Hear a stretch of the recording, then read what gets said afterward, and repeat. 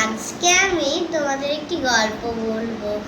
তার নাম হলো একটা বুড়ো। অনেকদিন আগের কথা, একটা শহরে একটা বুড়ো থাকতো। একদিন সে তার একটা হোটেলে থাকতো। তো হোটেলটা খুব বড় ছিল, বেশ বড়, আর অনেক উঁচু পর্যন্ত আকাশচুম্বীও ছিল। আকাশচুম্বী তখন সে একটু ওপর তলায় থাকতো। সে একদিন জানলার কাছে ফুলের টবগুলো ছিল। একটা ফুলের টব পড়ে গেল আর ভেঙে চুরমার হয়ে গেল। ওই বুড়োটা ভাবলো যে আমিও যদি পড়তাম এখান থেকে, তাহলে তো আমিও হয়তো চুরমার হয়ে যেতাম।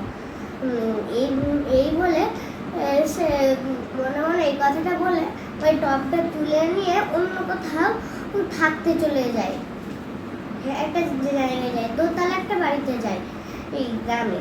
তো ওখানে সে নতুন নতুন জায়গায় জিনিসপত্র রাখে, আর রেখে নিজের ছবি রাখে সাজিয়ে।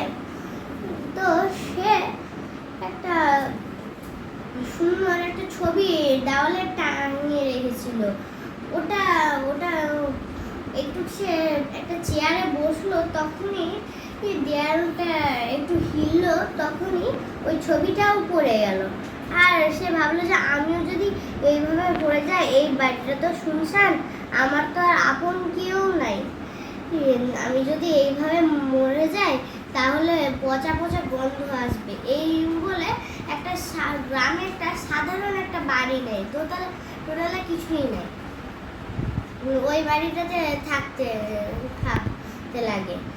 ওই নতুন বাড়িটাতে যায় আর একটু বসে। তার মনে হয় যে এই সাধারণ বাড়িটা কত ভালো, ওপরতলা বাড়িগুলো একদম ভালো না। এই বলে সে শান্তিতে একটু হেলানা দিবে, আবার কিছু একটা করে কাচের জিনিস। তখন সে বলে যে আমি এই বাড়িগুলোতে থাকবোই না, আমি জঙ্গলে থাকবো, এবার আমি থাকবোই না কোনো বাড়িতে। এই বলে সে পিছন থেকে হাঁটতে থাকে, ভয়ে কাঁপতে থাকে। কাঁপতে কাঁপতে সে পড়ে যায় ঘাসের উপর। সে মনে মনে ভাবে যে এবার তো গেল, এবার তো আমাকে হসপিটালে কত বছর যে থাকতে হবে। আর এই কথা ভেবে নিজে যখন চোখ খুলে দেখে যে আমি তো কিছুই হয়নি, আমি তো যেমন কাজ সেমনই আছি, আমার তো কিছুই আঘাতও লাগেনি। এই বলে সে দেখে যে সে ফুলের ওপর পড়েছে। এটা দেখে সে তার কি মনে করে যে সে তার ভাঙা টবটা আর ফুলগুলো ওখানে দিয়ে দেয়, আর ভাবে যে আমার মনে হয় অত ভয় করাটা ঠিক হয়নি। এই বলে সে ওই সাধারণ বাড়িটাতেই থাকতে লাগে।